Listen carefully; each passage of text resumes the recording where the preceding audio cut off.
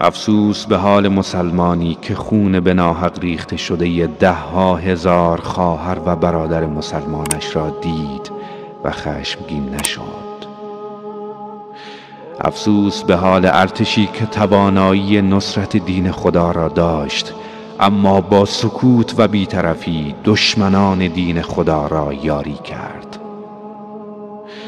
افسوس به حال حکامی که با نوکری در جهت منافع یهود به امت اسلام خیانت کردند. افسوس به علمایی که علوم دین را توتیوار آموختند و مسلمانان را به جهاد علیه یهودیان فرا نخواندند و پیوند خود را با جوانان امت بیش از پیش بریدند.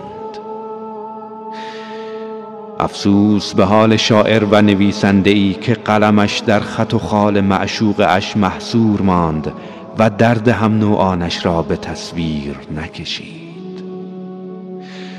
افسوس به حال مادری که به جای تربیت فرزندانی چون صلاح الدین ایوبی و خالد ابن ولید پسرانی لاابالی و دخترانی رقاصه به جامعه اسلامی تقدیم کرد. افسوس به حال پدری که فرزندانش را از لحاظ مالی تأمین کرد اما آنها را با معنویات و اصول اخلاقی آشنا نکرد. افسوس به حال زن و مرد مسلمانی که برادر و خواهر مسلمانش را در انحطاط و گمراهی دید و او را به سمت هدایت راهنمایی نکرد. افسوس به حال بنده‌ای که بردگی شیطان را به مقام والای بندگی و طاعت ترجیح داد و دنیا و آخرتش را تباه کرد. افسوس به حال آنهایی که نام مسلمانی را یدک می‌کشند اما نه ظاهرشان ظاهر مسلمانی است و نه باطنشان.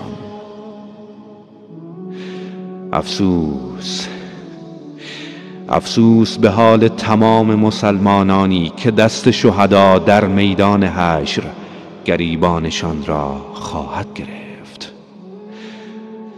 افسوس.